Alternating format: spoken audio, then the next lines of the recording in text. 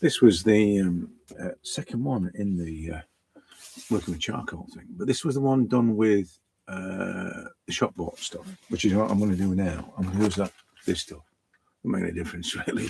It does make a difference to some people. To me, I prefer my homemade charcoal. That's all I've got, but I can draw with anything. So different results. You've got to respond differently. I'm not sure that the nuances of those differences can be appreciated until you've actually experienced what it is to work with homemade charcoal. But so I don't, students ask me and I just say, just use whatever. You know what I mean? You kind of, it's the point really, is that you should be able to use whatever. Anyway, so I'm going to draw this guy here, and I'm going to talk about what I said to somebody. What I say to people all the time is that drawing is an art, because the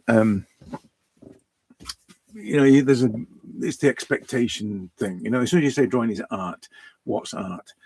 What is charcoal drawing art? There's all those kind of perceptions. So if you say it's not art, then you don't draw those perceptions in, and therefore you're not making comparisons and so on and so forth. So it just reduces the stress. That's all. The only reason I say it. It may well become art, whatever you do, but setting out with the intention to create art is probably a bad thing. Well, I think it's a bad thing. So I said this on one of these. What was it? It was like, I think it might have been Instagram. And somebody came back to me and gave me a right telling off. Sort of silly thing to say, and bad teacher and all that sort of thing, and it was just I think I mentioned it the other week, and it was just a nasty piece of work, and I said, you sort of started criticizing me and saying that I can only one trick pony kind of thing. You can only do draw faces, and you haven't evolved as an artist, and it's just insults really. And anyway, I said, if you just asked me why I said that, rather than just wanting to insult me, I'd have told you that it's just simply to help the students get over the stress of thinking that they've got to create a work of art. And he said, just tell them it's a stupid drawing. That's the words he said. Just tell them it's a stupid drawing. And I thought, that's even worse. This guy's like, every lesson I need to teach is to teach the opposite of whatever he says, and I even said to him, thank you for that. You just provided me with the subject for my next lesson. And he thought I meant it. He thought he was doing me a favor, and that somehow it put me on the right path, But this is the thing of because that's the kind of elitist and arrogant, egotistical way of looking at what we do. Some artists are like that, and they'll give off this air, this arrogance, which is a little bit. And it doesn't matter whether or not they're capable or not. Some people can have this air of superiority about what they do as being the right thing, and whatever else other people do is the wrong thing. I kind of have, my only bugbear, I suppose, is that people like him might be teaching people, that might be, and this idea of people just getting the wrong idea about what this is about. That's my only problem. I'm not saying that I'm right and they're wrong, and I'm saying that I don't like that people are being misled. You must do it like this or else. As I say, I've seen the videos on here where someone's aggressively saying, this is the only way you're going to do it. If you want to do it, you've got to do it like this, and I hate all that sort of thing. So I'm against that. And it's wrong that you've got to find your own way of doing it. And all that other artists or teachers should do is facilitate that by pointing in the right direction, I suppose. And to sort of flippantly say that it's just stupid drawing, as if it was insignificant. To the kind of people that I work with, being able to draw a face is a significant thing. It's not insignificant. It's not stupid. It's something that to them is an achievement. And it's wrong just to say, oh, it's just a stupid drawing and dismiss it in that way. But as I said, this is the thing you'll come across all the time. I mean, I've had lots of run-ins with people about the way I draw, because it's almost unacceptable to some people that I would be able to draw like this, to be so loose and free and not following any particular guidelines, of doing it. And they can't stand that. They can't stand that I get outcomes. They get the outcomes I get despite not following the rules. But that for me is the essence of it anyway. To find your own way of doing it, not to follow the rules, not to follow the prescribed route of how you get to this place. And but it just rubs people up the wrong way, I suppose. That's what it is. Mainly because I think that's the reason why a lot of people that I wouldn't say teach, because I don't think I teach. I just want to show people how I do it, and if that illuminates their path, then fine. But a lot of people have ingrained perceptions of what it is, whether or not it's this is what I call art, and this is how many sort of times you've seen that as a comment on a post of some kind. Somebody puts something up. I've seen these where somebody puts an AI up, an AI generated image, and then somebody writes, and this is what I call art. I think, well, you're not seeing much art, and certainly the thought process behind that decision is pretty limited. But this the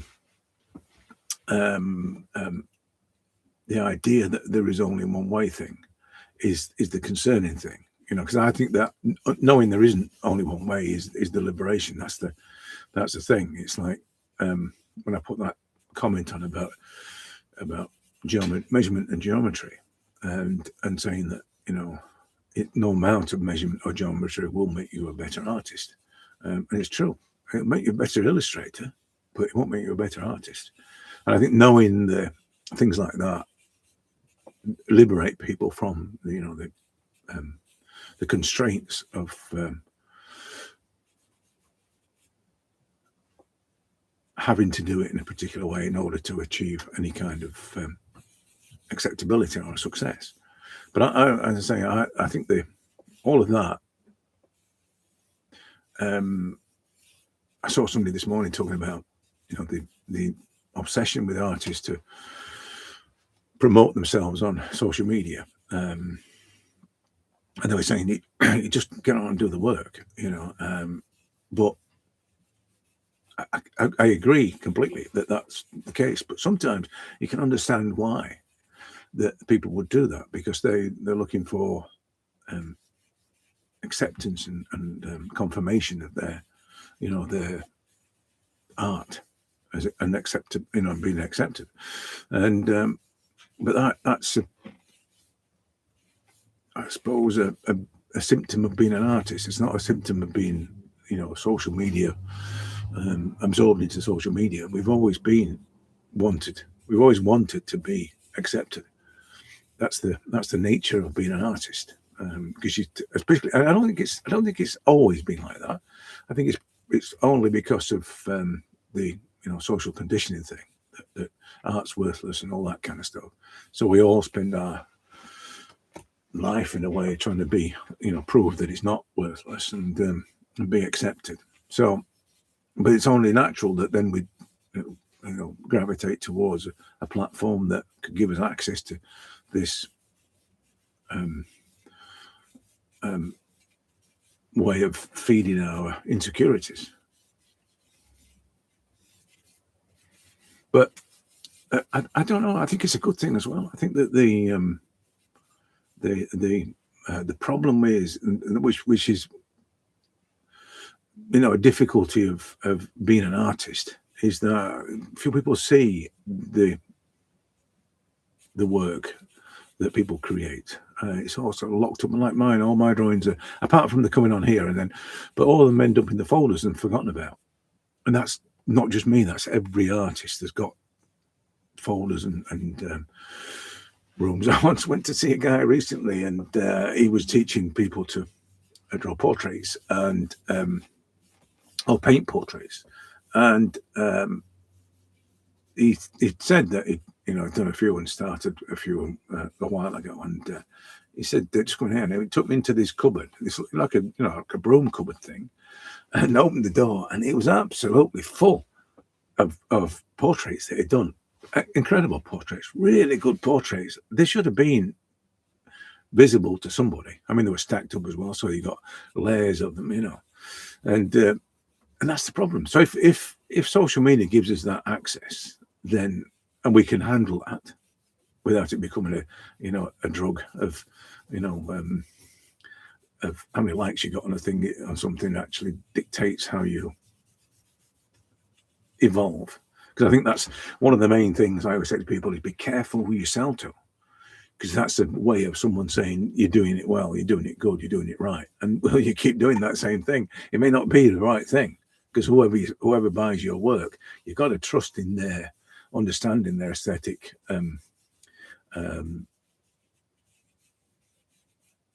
intelligence. You've got to be very trusting of that, because it might be just somebody that likes the way it looks because the colours match the curtains or whatever. It might be that kind of thing. So if you're falling into that trap, and you keep doing this, that always sells, so I'll keep doing that. And even then, you don't always do it with such clarity. Sometimes you just do it instinctively because people liked it. So that's the problem with social media. You can end up where people like this. I got 1,000 likes on this or whatever, so therefore I'll keep doing this one thing. You watch that and I've seen this literally happen with one artist that was on. She's a great artist. She's great now, but when she first started, I preferred her work then. And then she sort of appeared on social media, and she was doing pieces to camera and really good. She's really slick and a great painter. But her work just turned into this. I don't know, like a classical revival thing, and it's almost religious, religious in the and almost like the the kings and queens and all the rough collar things and all that sort of thing. It turned into that, and you could literally see that it was to do with the likes. And she put things up and say, before she started turning them into these kind of gothic images, she put them and say, what you think? And I'd always like the one where it's sort of lively and raw and just lots of, it wasn't slick in any way, but it looked full of life. I'd always say, I like them, I like that one. But then she'd then go and do the thing and turn it into the museum piece. And but that's what social media did. That's what, there's another lady that does it, and she does it where she just refines everything. But when the early brush marks are there, they're so much better. And then she polishes it off and makes it a lot cleaner, and it just loses everything for me. I think the thing for me is that when you initially make the marks, this is the purest time. This is your first response. This is the purest time that you'll connect with the subject. So anything after that will be considered, will be not forced, but it'll be more contrived, deliberate. And I think the deliberation thing is the problem for me. I like the spontaneous and unexpected element of it, which is weird because I've been talking about AI to somebody, and we were talking about the human element of creation, to be creative. And the reason why AI can never be creative, because it doesn't all it can do is regurgitate and reshape, but it can't do that thing that humans do, which is undescribable and difficult to define. It can't do that because it can't it's not definable, so therefore the machine can't replicate it. But that's kind of the thing that I want in, you know, in the early stages of the drawing, when things are happening like they're happening now, and not really trying that hard to make things specific and right, and just dodging around and just responding generally. There are things that happen in that process, in that moment, that are spontaneous and unexpected, and not a deliberate thing. And those things that happen like that, I like those things. I like those things that are unexpected and almost by accident. I like those things. So, but you can't really do that if it's thought about, if it's considered, and it's, you know, it's done for a reason. That's the thing. If you were to say anything about creativity, if as soon as it's done for a reason, it's no longer creative. If it's done to decorate, if it's done to illustrate, if it's done the creative element, the bit that is indefinably different and without explanation, that goes, because it needs to be explained. It's back to when I was illustrating and people would ask me why I did a certain thing, or when I was designing, probably more often than illustrating. When people asked me why I did it, you had to explain why it was like that. And I've said before, I had a lecturer who said, just have fun, create something, and explain it later. You know, it was that kind of, he had that kind of approach. But we're talking about the 70s, so we're talking about when designers were more creative and freer, and just, you know, did something that wasn't anything to do with data and all that sort of thing. So there's different times, but it was definitely much more, as I said, creative, because it was inexplainable, and it didn't need to be explained. See, what was nice thing about that was that, you know, we got, I don't know, so we got a job in that was to do with a soft drink, and we'd all go out of the building and go just drinking soft drinks in cafes and all that sort of thing, and not with any deliberate intention, you know, to, oh, we're going to understand the market and all that kind of, none of that nonsense, because that's when it all fell apart, when you get data that proves this and focus groups that do that, and, you know, and all that sort of thing. I know, you know, anybody stops you on the street and asks you a question about something, they're desperate to get home, so they've only asked about 12 people, and all of a sudden that becomes the data definition that we're going to use to describe our product. You know, it's just, as I said, it's stupid and not thought through properly. But when we did we had a couple of jobs where we had to go out. Often when we got something, it would come in, and the product would come in, and we'd sit and drink it or eat it, whatever it was, or just handle it and talk about it. And the whole thing was wasn't considered, how we're going to respond to this, how we're going to do that, and whatever. It was just simply just getting to know the thing. You know, we kind of assumed that we were the market for it, and or we tried to envisage the market. But one of the things we used to do would make cardboard cutouts of people and stick them on a wall and offer the thing up to a wall, you know, whatever it was. Do you think about anything about this? You know, just really not as I said, scientific, more creative. And I think that's probably what I like about the drawing thing. When there's no intention to try and get this is the jaw, and this is the muscle, and this is this, that, or there's none of that. It's just what I see, and I'm responding to what I see. And regarding the stupid drawing comment, this is probably as far from stupidity as you can get, because it's really not that.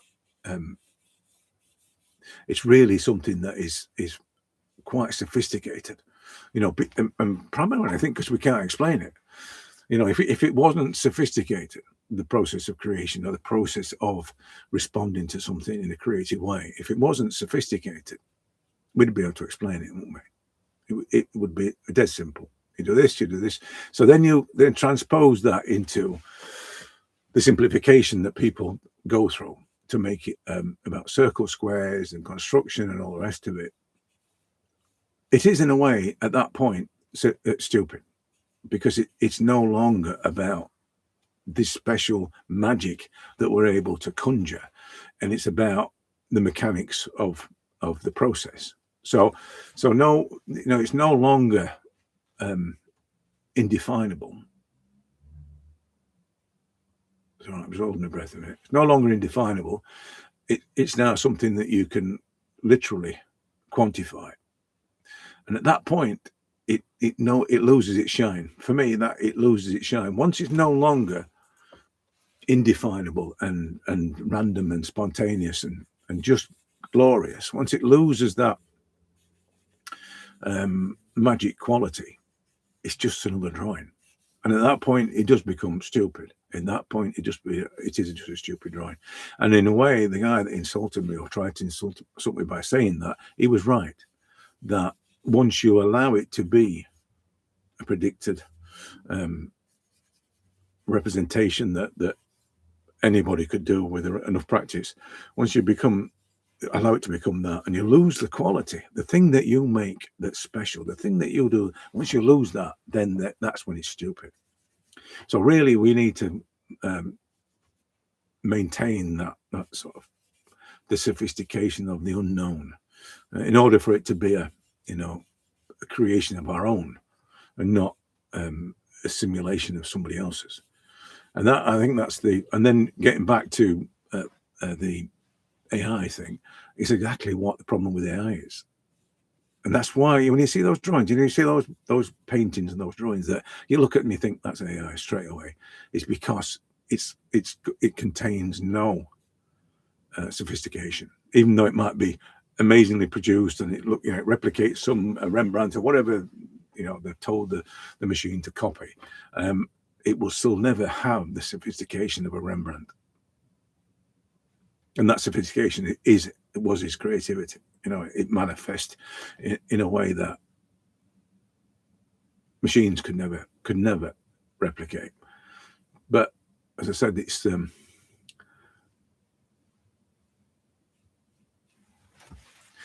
knowing that kind of thing. I think if I try to say to people, drawing isn't art, and it helps them to release themselves from the clutches of expectation of what art is, then that's kind of all I can do. But if we're really talking about it, then we're talking about this, as I said, the sophistication of creativity and the acceptance of its indefinable qualities. But that's, as I said, it's when it's just about, maybe when it's more than just a face, then people will get it. But for me, it's everything. It doesn't matter if it's a face or a whole figure or whatever. There's always that. For me, there's always the value, the sophistication, the quality. I don't care if it's a face or if it's, as I said, half a figure or a full figure or whatever. It's all the same. It all contains the magic. There's no, because it's only a face, it's not as creative or not as advanced or whatever you want to say than if it was a half a figure or a body. It's just the same. There's no difference. The way that the marks are made, the way that everything relates to everything, the way that it just the way it lives, it's just the same.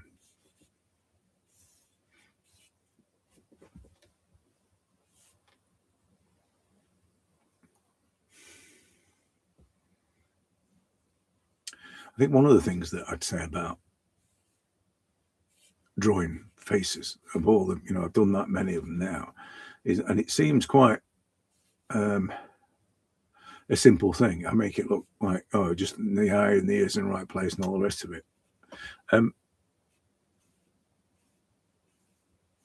I went through the pain of figuring out where everything was, but never really, I never went towards any kind of geometry or comparative measurement or anything like that. I just or size or any of the methods. I didn't go anywhere near anything like that. And I think once the biggest thing for me was when talking about release and talking about, you know, thinking of it as not thinking of it as art as a way of releasing yourself from expectation. I think the other one was basically if the ears or the nose are right in the right place, it didn't matter. You know, it's that one that I suppose is the other part of the it isn't art. And whatever you do, it doesn't really matter. I was more interested in the fact that I was doing it, and whatever, you know, I still do it now. I get all kind of giddy about things that just aren't really, you know, they're not right, or there's a strange kind of thing that's happening, and I was more interested in that sort of thing. So whether that was technique or whether that was execution or what it was, but I was more interested in those sort of happenings because it with it being the doing thing, with the doing thing being a major part of what I'm about. It's the process. The moment I'm doing it is. I've said this before about creativity. I think the creativity is right now. It's not afterwards.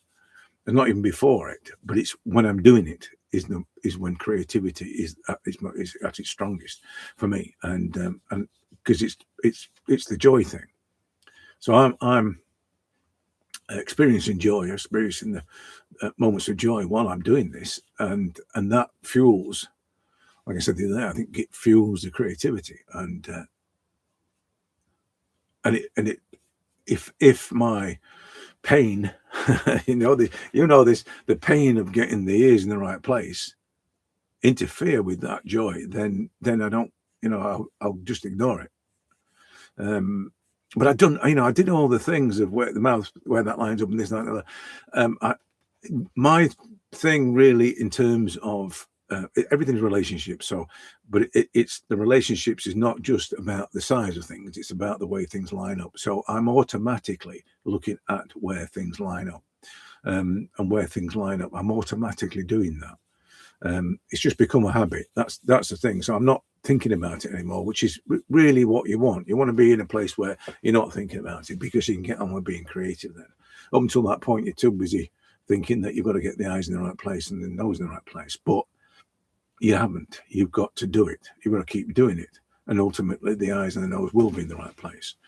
That's not practice. That's really the outcome is a result of the desire to do it. And if the desire to do it is stifled by the desire to make it perfect, then you won't do it. And you'll keep fighting with it. And you'll resort to using, mechanical elements, whether it be a method or a knowledge-based thing. You'll resort to doing that in order to, but once you do that, you're on the slippery slope to nowhere then, and that's the problem. So I'd much rather say just do it, live with it, whatever it is, move on, and you'll keep doing it. Just enjoy what you do. Just find the joy in doing it, and guarantee that you'll love what you do. And that's it. And then you won't stop, because when you love what you do, you won't stop. It's as simple as that. And that's where you want to be. You want to be in that position where you don't want to stop doing it. I'm in the position where I thought it was a habit to start with, but maybe it was a habit. But I'm in the position that this has become an addiction now. So I'm addicted to drawing faces, to drawing portraits. That's my how it's become now. And I can't really, a day can't go by with me not drawing a face or making a drawing of some kind or painting. It can't go by. So that's for me, I would define as an addiction. But it's just born out of doing things you love, I would imagine. And I don't want it to be insult anybody, but I'd imagine that having an addiction would be because it brings joy of a kind of shape, whatever that might be, whether it's drugs or alcohol. I would imagine it brings a sense of joy or happiness or whatever, and so you keep doing it because the dopamine thing or whatever is released when you're doing those things. But this is the same with this. I think that it's adrenaline. I mean, before I start making a portrait, I'm always excited. Why is that? I've no idea. And then when I'm doing it, it's the adrenaline of doing it. So, as I said, it's most of what with kind of talking about the drawings and art and whatever. I think most of those things that I'll say are just things that I would have said to myself when I first started, in order to get over this feeling that I must make perfect drawings or must make perfect art in some way. I think that mostly that's where it came from. So whatever I say about it doesn't matter whether the ears are in the right place or not. It's all coming from those, my way of dealing with this, and that I think is the growth thing as well. Because one of the things I would always say is never draw the same thing twice. Just learn and move on. That's it. It's the best way to accelerate your growth in terms of this. Is just just learn and move on. Don't try and the people that, I mean, that came from a guy in one of these Sunday sessions, and I asked him, "Is it okay?" Because it wasn't for me to say to him, "It's a great drawing." I wanted to know if he thought it was a great drawing, and he said, "No, but it will be." And he spent the rest of the day, the rest of the session, fiddling with the nose or whatever it was that was wrong with it, which is completely wrong. It's like just learn and move on. I'm not saying you should do it again, because that's as bad as overworking or working on a drawing to try and fix it. But what you should do is just learn and move on, move to another subject, move to a different subject, a different pose or whatever, preferably something that's not the same as, and just learn from what happened with the last one. If you go back to the same image or the same subject and you had problems with the nose, you'll have problems with the nose again, because you'll be focusing on the nose and fixing the nose and all the things, and it'll be like the sword of Damocles hanging over your head.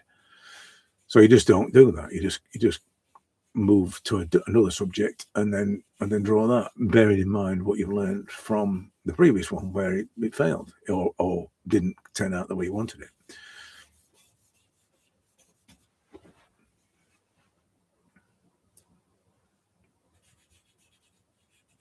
Anyway, I think the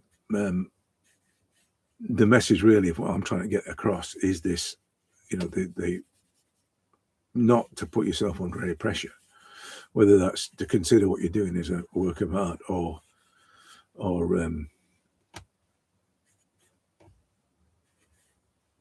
wanting to produce it in a certain way, or anything that will be some kind of measure, because that's the thing. It's like, when people said, I saw something the other day and somebody was saying about being inspired by other artists and show us and we'll try and draw like that artist kind of thing. And that was like, for me, that's like, oh, that's just not a good idea, that at all. And so I think the artist, the work of other artists is admirable and probably influential, but it's not inspirational. I think the only thing that inspires you is the subject that you're relating to, the subject you're trying to capture, if you like. That's the only thing that should inspire. It's the only thing that moves you to do it. So you can't sort of say, right, I'm going to draw this guy like so and so because she's a great artist, so I'm going to draw it like him. You can't do that, because immediately you failed, because you're looking to make the response of someone else to the subject that you're deciding to draw, and you maybe chosen the subject to draw because it looks like the subject that the person that inspired you would choose, which is, again, it's like a self-defeating exercise. You've failed straight away, because you're going to tell yourself you failed because it's not as good as so and so. Because look how good he is with his tones and his lines and his, his accuracy and all the rest of it. And you're going to use all those sort of sticks to beat yourself up with. But as I said, I think it's peculiar. Well, it's not peculiar to me because I know I've heard other people talking about things like this, and but it's a rarity to hear people talking about the need to eliminate the expectation of a particular kind of success. But yeah, I wouldn't say that drawing is stupid. I think drawing is one of the most sophisticated things and most rewarding things as well, I suppose, because it's a figuring out, and as a child would do it, it'd be a figuring out of things. But then when we do it, it's a response to something. I mean, it'd be a response from a child as well, but it's also a figuring out.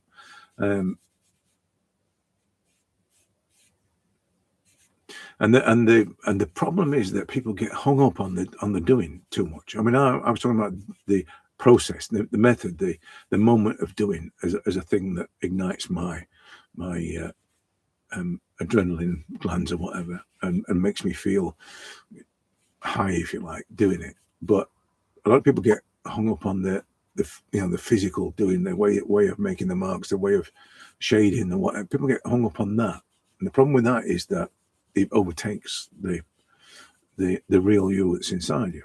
Because sometimes, I mean, this is a thing where I see this all the time. Sometimes people try and be like others and try and do it like others, when really they're not like that. They don't have the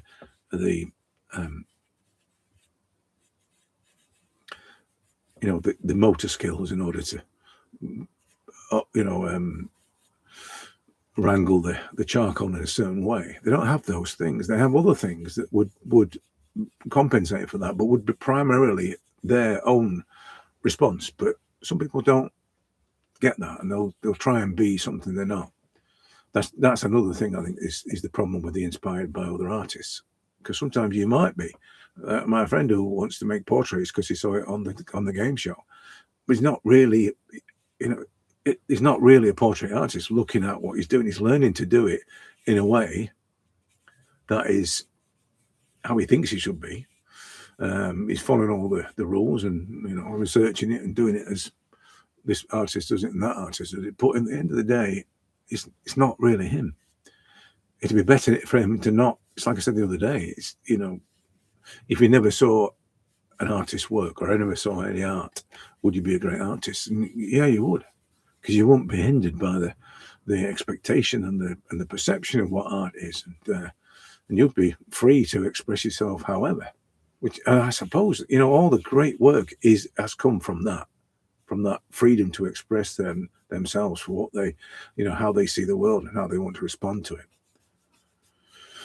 But anyway, I think I'm done with this. Yeah, this is the chalkboard charcoal, and I'm purposely doing it on this dodgy paper because I didn't want it to be, like the woman yesterday. So yesterday's one, the one in the morning, this one, which is magnificent, right? Was done with my own homemade charcoal. This one was done with the shopbought charcoal. So if you saw me doing them, you'll see the difference. But the outcome is sort of the same. The outcome in that respect is different because the charcoal didn't.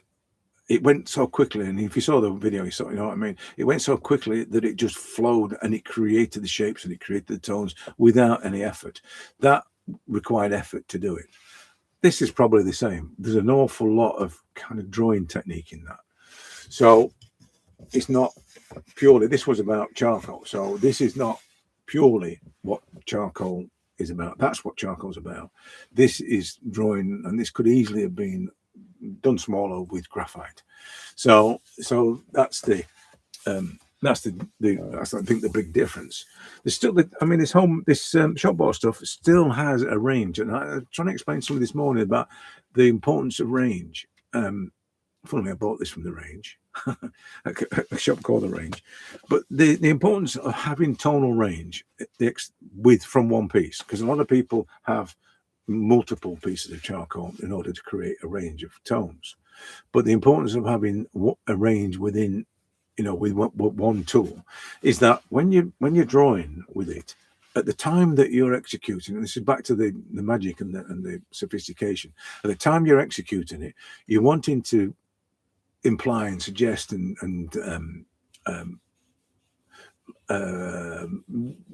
gently, I suppose, form the subject, the element, without committing too much to it, without making it the definitive finished tonal value or whatever. And if you have to switch at some point to get something to be darker in order to do this, that, and the other, it's interfering with that initial flow, because the initial flow is when you're responding to something, you're responding to what you're seeing. But if I had something, it's too light, that it must be fine. All right, I've switched now to a charcoal pencil, and now I'm going to do that. You can see what's happening, right? You suddenly, and the tonal range of this thing, with the charcoal pencil, is minuscule. It goes from maybe dark to the fine grey, but it's done basically with changing pressure. This is the same with charcoal. It's done with changing pressure, but the difference between say a piece of my charcoal, this stuff that's in the tin, the difference in terms of creating that range with this or creating it with this is, and you saw with the first one you did yesterday, is quite significant. This particular charcoal has a black in it, it has a dark grey in it. But some, and I think it's probably willow this, but there are some that don't have a black in them. They have just a very dark grey. So this charcoal has a good range, and that's probably one of the things I would suggest you look for. Charcoal that gives you a range within its, within the one piece, within the one stick, rather than having to switch from stick to stick to create different values, different strengths of values. It's just that suddenly you're in a different world when that's a requirement. You're suddenly about production, and it's not really about your response. If you can get away with just using one piece for everything, then try and do that. If it's not really about response and it's about production, then use as many tools as you want. It's not a requirement to be, for the medium to be so flexible. So anyway, I've done. I'm going to tidy a few things up, get these lines sorted out here. This is a bit of a mess, and I'm going to put a bit more white into there, but it's just about done. Yeah, that's my stupid drawing.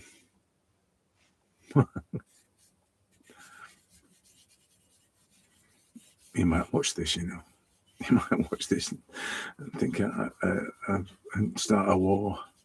I've had this before. I have to be very careful what I say, and I don't want to fall out with anybody, But I've had it before where people have just taken a dislike to me and started on, mostly on here, I think, on YouTube. In the early days, I had people trying to drive me out of Dodge because I wasn't a proper artist in their eyes.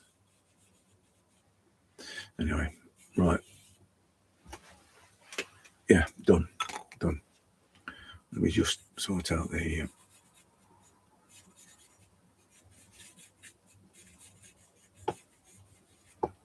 balance of things a bit.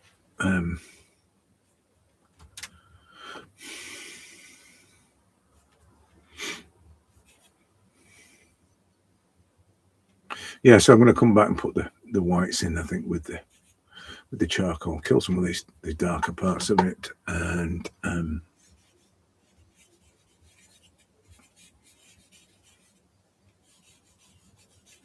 just tidy things up. You see, one of the things I know I keep rambling on and on, but one of the things I would say is that if you're using charcoal, you want to be able to make marks without any effort.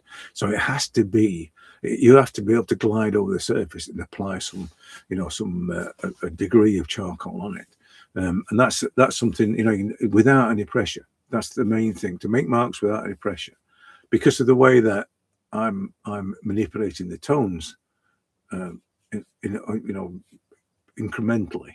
I need the charcoal just to make the, you know, a surface of grey or a surface of charcoal on it. If it doesn't do it, if it doesn't make the right density, then it's either some kind of random hatch, or it's me just blurring it or softening it off. But the main thing is that the charcoal makes the marks without any effort.